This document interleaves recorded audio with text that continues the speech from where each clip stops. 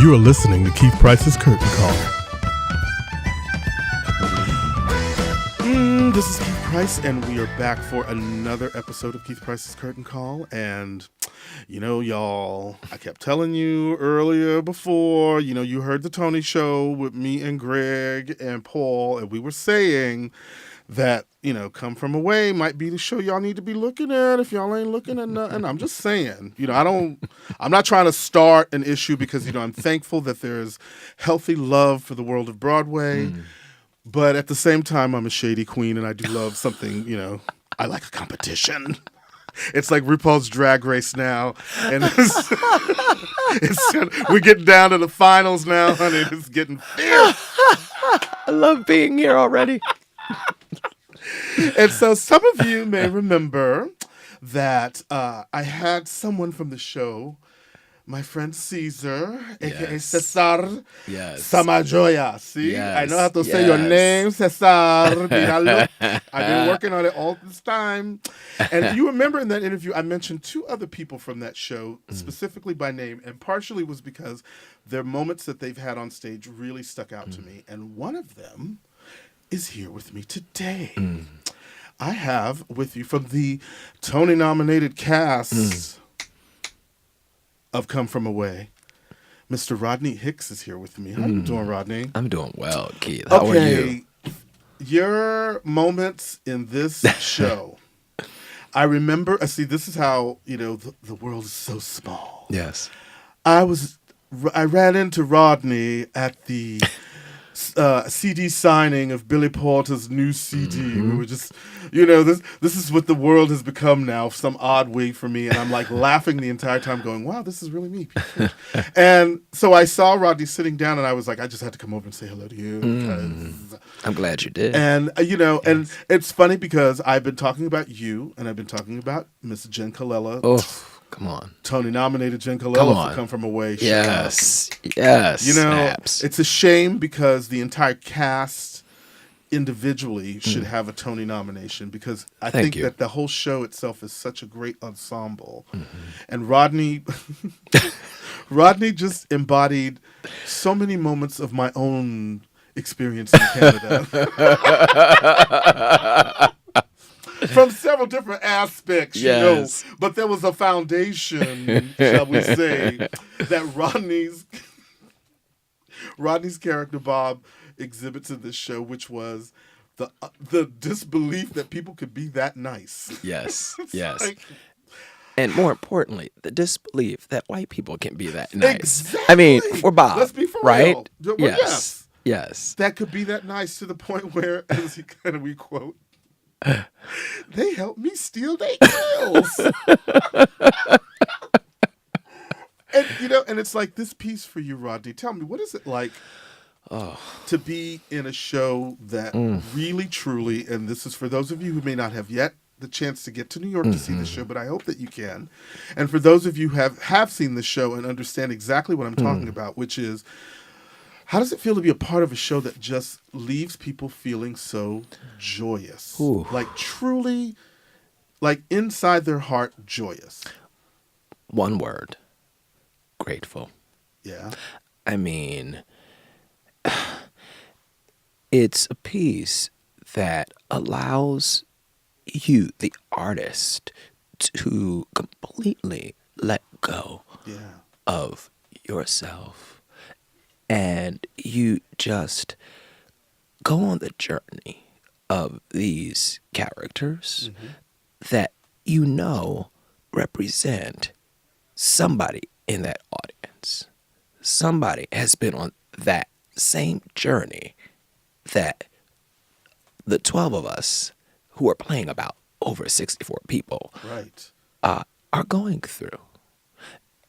And to hear them breathe, hear them sob, hear them laugh, there is a whole other kind of joy that happens that I have never experienced. And that says a lot. Out of 23 years in this industry, I've never been a part of, including Rent, a show that just I don't even want to say snatches, right? But that just puts a hand on the person's heart. Yeah. And does not let go. No. Until the band starts to play out. So that's what, 110 minutes? Yep. I wouldn't trade it for the world. It's amazing. It's yeah. amazing. Because, you know, Rodney, the thing about this piece that I've said to my producer Chad, who I'm still trying to get him in. Hey, Colgan, you know, you can ask. If you don't get, you don't ask, right? Is that it really is a conversation about what we can as human beings do if we choose to. Yes. Sometimes in this case, we had to, but the fact that we had to wasn't an issue because it was not a problem for us to choose to be that way. Yes. Like, that's a pretty big, bold statement for a Broadway show. It is, you know, and New York, I mean, you know, this show takes place in Canada, yes, but, you know, let's think about what happened to New Yorkers at that time. That's right. Everyone embraced everyone. I mean, people were there for each other. And you know what? New Yorkers are kind of always there for each other in this other kind of way. But on 9/11, in that week, we were there. We were there. I mean, I was in a car and watched the second tower fall. So, I mean, brother, we were in the car, stand still. It was like out of a horror film. You know, got out the car and just watched the second tower fall. And I carried that. My aunt, she was down there and she got out, but she still to this day is just touched by it. And so many others. So to me, this piece, the demographic is the world. Because we all know where we were on that day. It's so true. And this piece transcends tragedy and turns it into joy by the show's end. And people are walking out with the biggest smiles on their faces and, more importantly, in their hearts. Yeah. And we have people coming back. I'm signing their playbill, and they're like, this is my 38th time. And what I do, I put number 38, sign my name. Wow. Or 28, sign my name. Because I want to hold not only them accountable, but myself accountable. And remember them. And it's not just about, oh my God, you were so amazing, you were so great.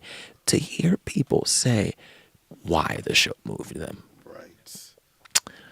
Whew. I mean, and I'm sure you're just getting stories.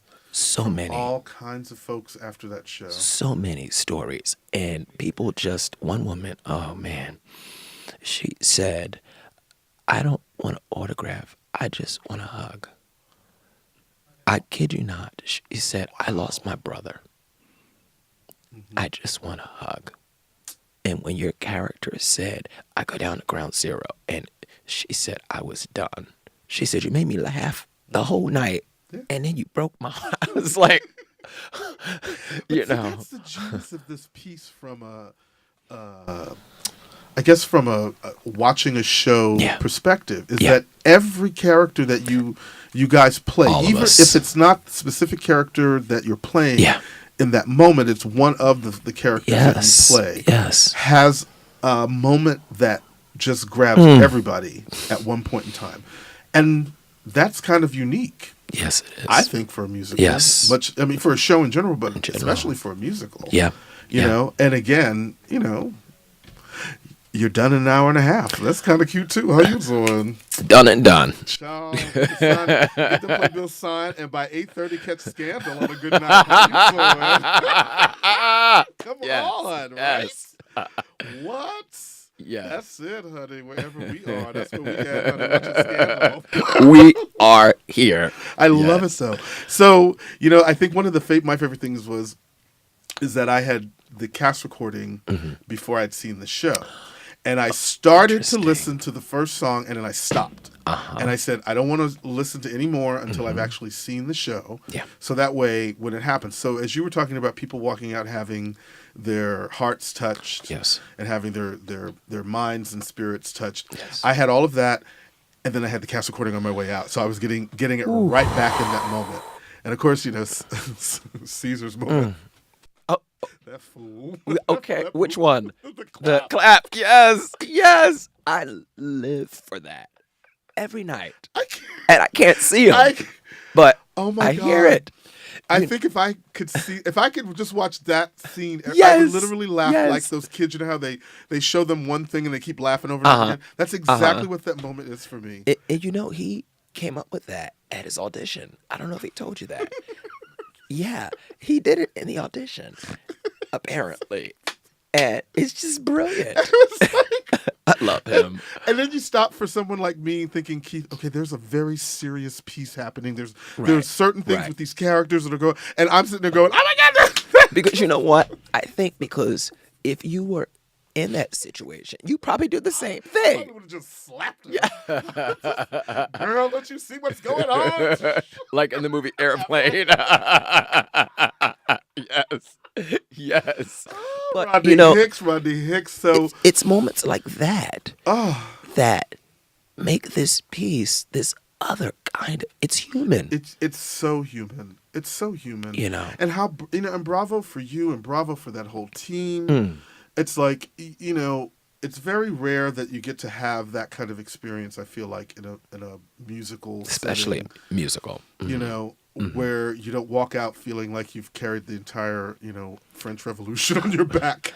And don't get me wrong, love me some Les Mis. Don't get me wrong, but geez Louise, but bring them home already, and everybody's dead, and I can't. Well, it's funny, Keith. This is the first show that I've done where the audience treats the actors at the signing like they just saw a movie.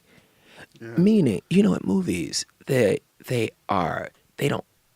forget that the actors are acting the roles, and it shows. They're acting. You guys are great. I can't tell you how many people. Where's your wallet? or did you take? And I want to say, that's a character, right? And they just are like, they're in it to win it. And I'm going to tell you something. This is as you were talking, I was just thinking. I had said something to Caesar when he was here. Yes. About the fact that I'm somebody that knows exactly who you guys are. When I see you, I know you. I know some of your shows. I may have seen some of your shows. The same thing with Caesar. But for the general audience of people. It's not as if there is a big giant movie star in your show. Not at all. So what happens is that every person that comes to see the show from the minute it starts doesn't have to watch Sally Field lift in a wheelchair to get on the stage in a glass menagerie. I'm just saying. Yes, that was shade. I'm sorry. I didn't mean to be shade during your thing because it's love. But you know what I'm saying? Yes. That you don't have that distraction. True. And so that means the minute that the lights go down and the music starts and people are in it, they're with a bunch of people that they really, truly, for the most part, don't know. It's true. And that's wonderful for that to happen and people are talking about it. Yeah. Yeah. You stole it. They helped you steal their grills. Idiots like me are walking around quoting you like this. You know what I'm saying? Like we are invested. And I love that. That's fantastic. I mean, think about the shows when you first started moving through the mix after Rent. Like, even with Rent, I wasn't a fan. Even being in the show. Same thing with this show. Yeah. It's like you're coming full circle. What's up with that? 20 years. It's so now God. So I don't get yelled at by the people on the internet for not asking the where you from, how your life questions. Yes. Because they just be killing me with that, y'all. Like, y'all don't have Google.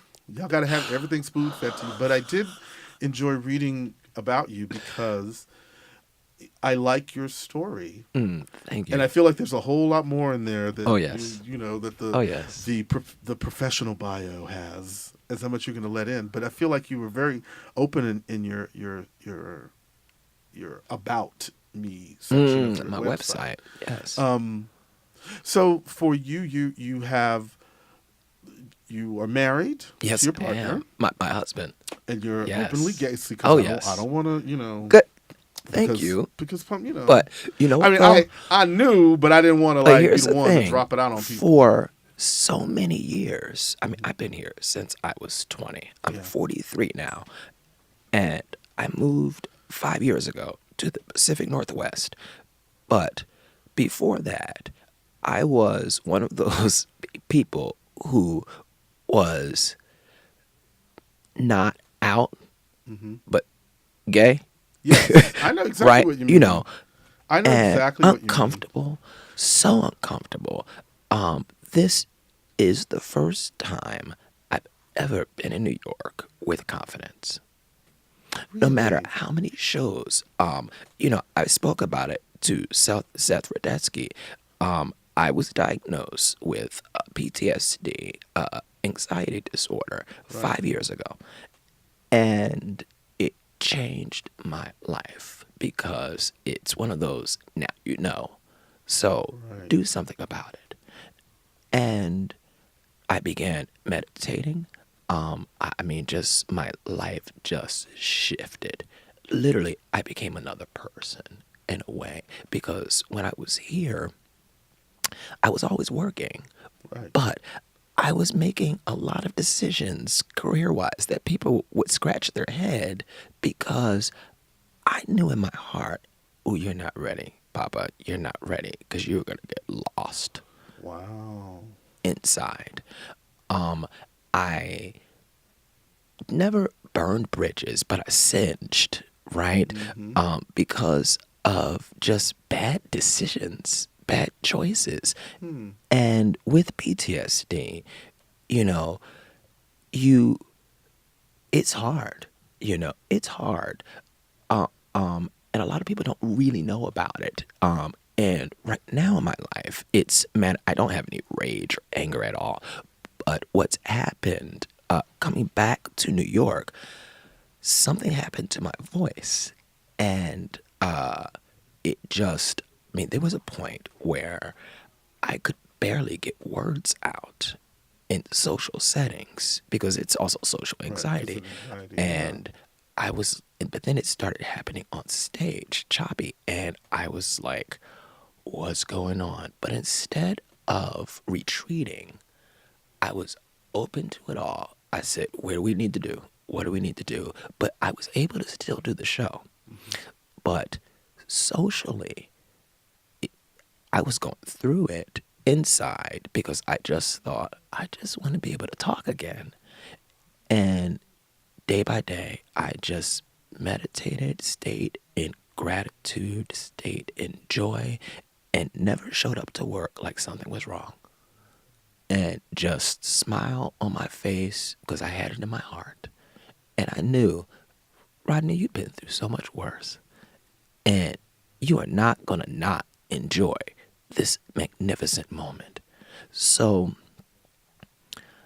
I got into voice class again. I met with a speech pathologist, and I'm talking to you now.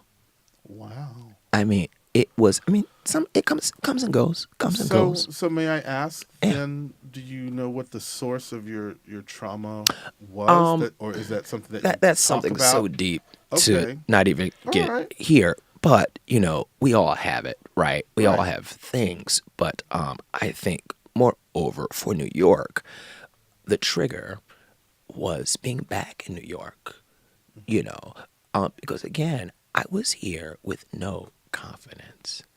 Which is so scary. When you say that to me, that scares me. Oh, you know, but it really scares me. I can look back on it now because I was never into crazy things, you know, at all. But I was scared of myself. So I tell young people, you know, look in the mirror. That is your competition. No one else. because the competition is to be the best version of yourself possible. You know, when I was living here and I never took appreciation of really living here. Yeah. And now, in these, 4 months, I walk everywhere. I've gone to places that I've not gone to just to sit and be around nature.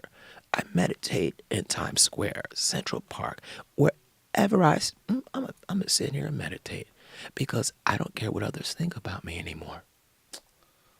Freedom, child. That's freedom. Freedom. That's freedom. You know. Well, then how does that affect your acting choices? You know what? It frees me even more because there was moments where I was like, I don't know how this is going to come out of my mouth, but I knew the truth of the moments. So it was, also, I've been acting professionally since I was 17. So it's ingrained, and I've been with this character for 3 years. So it was all going to be true, whatever happened, but the character had to morph a little bit.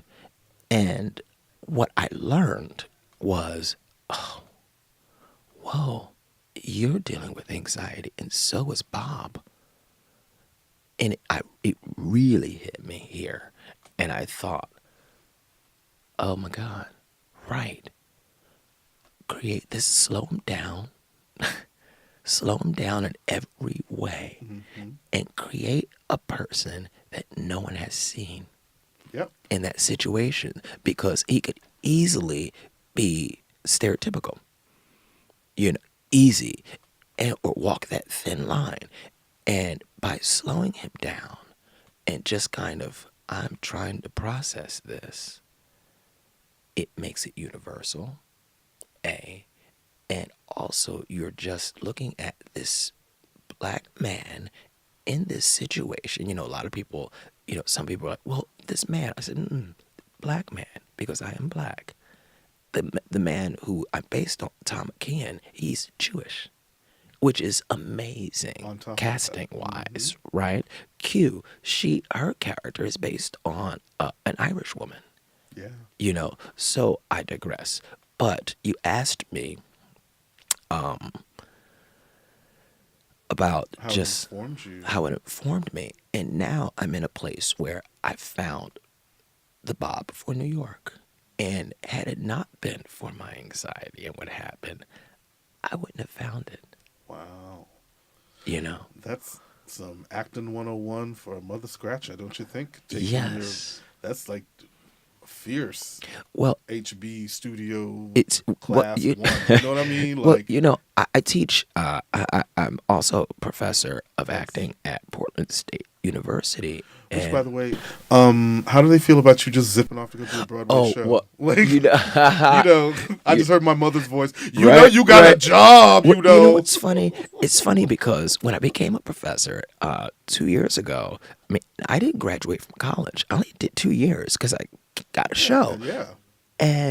But I had my life experience. And my dad, I remember I said, Dad, I'm going to be a college professor. One of my other dreams. And I said, I'm not going to act anymore.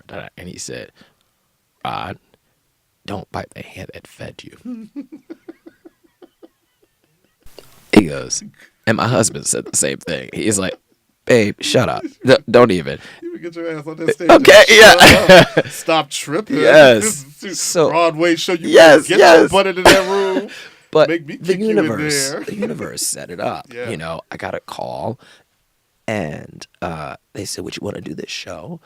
I said, yeah. And the rest is history. And wow.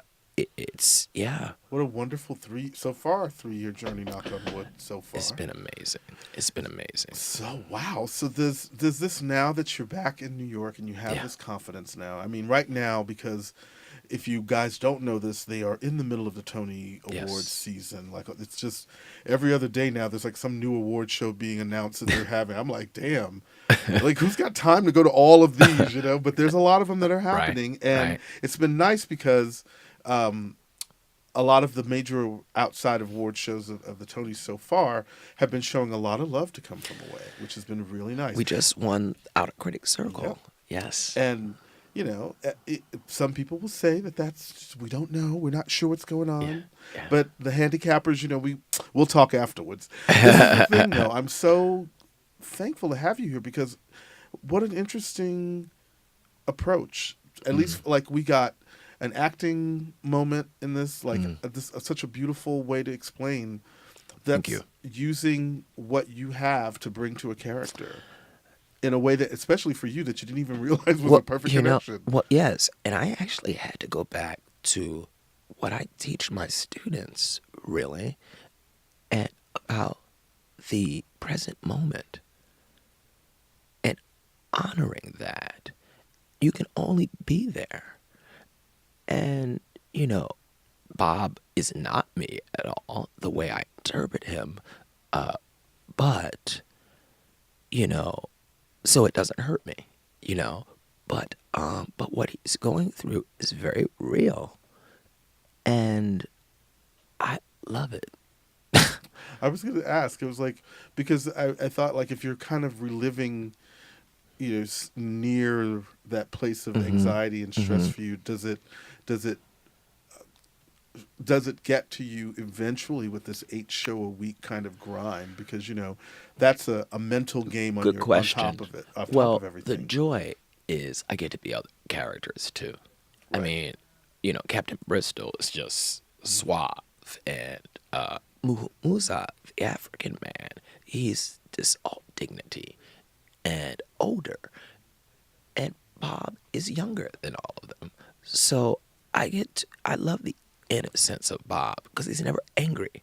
He's just kind of, what in the what? The funny thing about him that made me laugh so hard, and you talk about how these characters they all at some point, there's 64 characters on that stage, pick one. It's like a box of crayons. Yeah. One of them is going to be the one that you grab. Yeah. And one of the moments that Bob has when he talks about being in Canada and not being around, I remember the first time I went to Montreal and I got off the plane, and it was that same kind of feeling as I was walking to the airport, through the airport. I was like, these are some they're looking at you and nodding and speaking at you. Yes. I'm like, what is going on up here?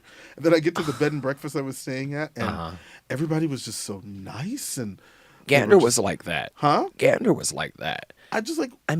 Just beautiful people with no kind of, I'm going to keep it real. In the drugstore. Yeah. What I loved, no one stared at me. No one watched to see if I was going to steal anything. I'm just going to keep it really real. And it changed my whole life. I said, y'all are giving me life. Y'all are giving me everything here. Wait. See, I'm going to one-up you this time. Yes. So the bed and breakfast is fabulous. I'm having a great time. Yeah. Sitting in the little family room watching Sex and the City in French, laughing because I have no idea what they're saying, but I remember the episode. And then all of a sudden, this white couple walks into the little room, and and I see the woman immediately grab her purse, and I looked at her and I was like, "Oh my God, you're American!" Wow. And I was right. Yes. And at no point in time did this woman even stop to think that I'm actually sitting in the same bed and breakfast as you. Yeah. So why would you be afraid? But that's why. And so his whole experience, to me, I remember that was what it was like being in Canada. It was oh wow. It's Toronto. Y'all actually was the same like way. me as a human being? Oh, Get out of town. Oh yeah. Oh, I am. Yes. I mean, I love Toronto. I could just catch a cab. Just hello. Raise my hand, cab. And was like, yes, and but it's what it is. It is what it is. But that's why sometimes it's nice to be able to leave to travel. It's good to travel sometimes. Sometimes it's scary, but that's all white people are like that. Exactly. Any stretch of the imagination. No, but some of them, But you could learn from the Canadians. I'm just saying, they're very nice people. Yes. If your plane goes down in Canada somewhere, they'll sing a song and make you kiss a fish. It's true. It's true. It's true. But wow, Rodney, how fantastic for you. I hope that, when you talk about how this experience of merging, your personal struggles with your character and being able to kind of work through all of that now and being in the present, that you're really enjoying all of the stuff that's happening. Because, I mean, I am this now. is pretty fierce. You know what? I am. In the beginning, it was, truth be told, overwhelming inside, internally, because, come on, 5 years, I was living in Pacific Northwest. I mean, that's still my home, but just trees and hiking trails and my dogs and just, birds chirping. And then I'm here and I was, whoa, this is a lot. This is a lot. Now I am enjoying every moment. Good. And yeah, because who knows if it's going to happen again. You know what? And this is what we mean. Like, it's like, this is the time that, if you can make it to New York City and you put one Broadway show, as far as I'm concerned, for this season. I know, again, you're still not going to get Hamilton tickets. So stop it. Just cut it out. I just, they do it every time, Rodney. They're like, how do I get Hamilton tickets? Right. I don't know. Right. Shit, I got them the first time, and that's it. That's 2 years in. However, this is the perfect opportunity, though, for you to come in and take part and see something that is a truly very special experience. And so, for Rodney Hicks and the folks that have come from away, I thank you. Thank you for coming. And it's a great season overall. You can't. There's not really a lot of bad. Yes. There's a lot of good and a lot of new. Yes. That's what I love too. So yes. Gosh. All right. We'll be back. For more podcasts, go to Keith Price's Curtain Call on iTunes, SoundCloud, Mixcloud, and Google Play.